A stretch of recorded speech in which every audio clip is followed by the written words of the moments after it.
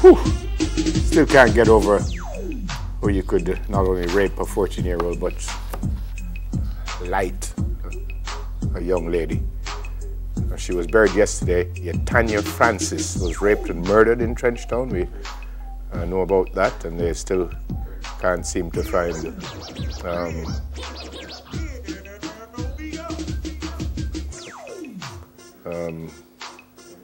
it is said that, well, nobody wants to say anything, but some people think that they know who the people or the person or whoever did it. I think the folks from Crime Stop, they're saying, well, you know, you have to come out and say something. If not, this will continue to happen. There was another young lady who was killed a year ago, and they still haven't found out who was going on, what was going on with that. And the question was asked by Prudence Gentles, who's the manager for Crime Stop, whose daughter is it going to be next? It's just such a terrible story. Yeah. I just can't imagine how those parents or the rest of her family are coping. Yep. And I guess when you think about the fact that somebody or somebody's know, it makes it even more difficult to process. But you know, we're living in a society where people are afraid to come forward, and they know why they're afraid to come forward. So it's easy for us to say, I was just going to say that. Yeah. you know, somebody know and somebody must come forward. And yes, we need to hear if somebody knows who did this, but people are genuinely afraid that if they speak, it could be next.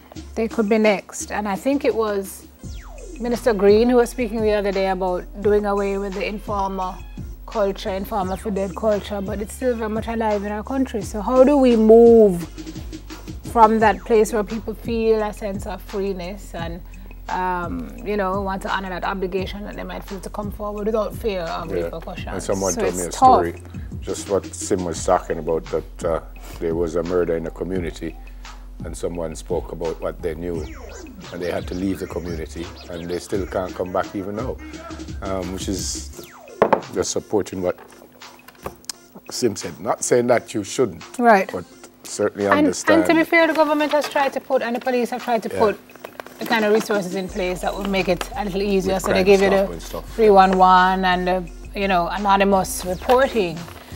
But still, there are people who don't even trust that system. So until we do something about the bigger picture, it's going to be hard to get that kind of buy-in that we need. This one is interesting. So for nearly 3 decades, public passenger vehicles were illegally paying fees? Yeah. They were charged fees illegally. Well, it says imposed and enforced by the Transport Authority. Illegally? Illegally.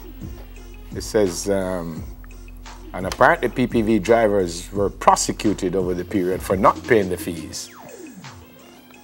But, illegally? Yep. KD Knight was saying that he accepted that his People's National Party are not completely blameless. He says, and I quote, I was part of a ministerial group that failed to have this done, in other words, corrected it. He says, they acknowledge that between December 1989 and December 2015, the regulatory agency, in good faith, but without legal authority, collected fees from the operators of public passenger vehicles in order to defray the costs associated with their regulation and monitoring of public transportation. Wow. Illegally? Illegally. So that means they owe them a lot. Yeah. But they retroactive. No, but they passed something in Parliament to say that those people can't sue the government for it, which is what they did. So what's going to happen? Well, Mr. Knight is saying that they should compensate them, which is what he's saying. So Senator Reid piloted the bill? Yeah, they said they voted unanimously to approve a bill that blocks PPV operators from taking legal action against the government. Jeez.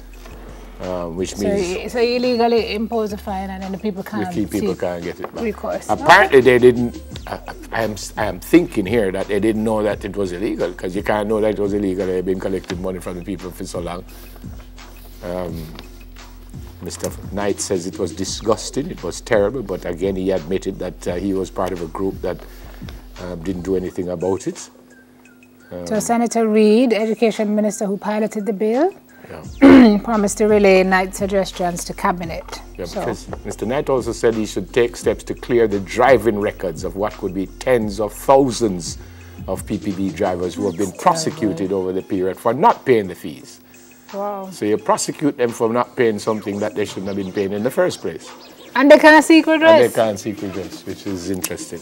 Oh boy. What's the next one? Oracavesa Primary, getting a computer lab. More than 900 students at the Oracavesa Primary School in St. Mary are now benefiting from a new computer lab and refurbished restroom facilities, thanks to the combined efforts of several private sector entities. The project was initiated by the Issa Trust Foundation as a charity arm of Couples Resorts. Project also benefited from input by Chris Blackwell's Oracavesa Foundation and NCB.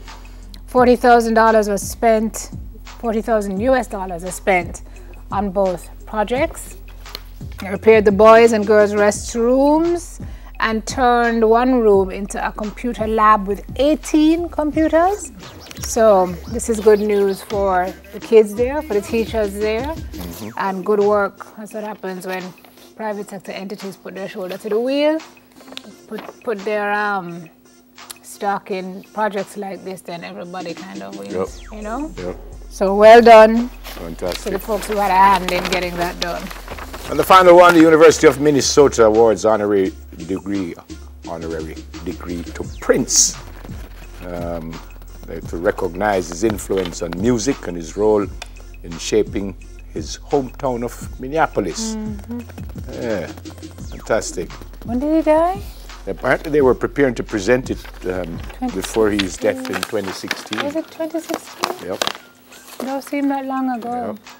Yep. Gosh. He was highly rated, wasn't he? What? Yeah. Of course. Purple Purple King Rain. himself. Purple Rain. All right. So it is the birthdays first day of October. of the best month of the year. Whatever. Happy birthday to twins, Paul and Pauline Reynolds. Here they are. Birthday greetings coming from Pauline's daughter, Chanel, and Paul's niece, I suspect, if they're twins and they're brother and sister. So happy birthday to twins, Paul and Pauline Reynolds. From your daughter and niece, Chanel. Happy birthday to Margaret Miller. Margaret Miller from Downs District in Manchester. She's 85 years old today. Oh, wow. Hope you have a brilliant day, Miss Margaret. And greetings coming from your children and your grandchildren and from all of us here. And we wish you a fantastic day. That's it. I don't have no more. That's a shocker. It is a shocker. The phone mash up? No. Happy birthday, folks. Have a great day.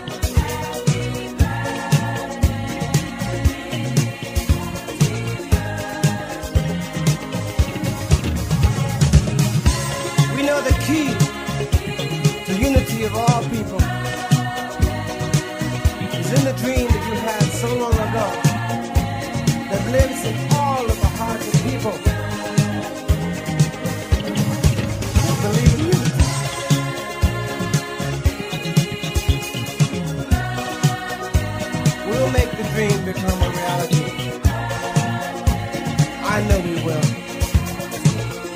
because our hearts tell us so.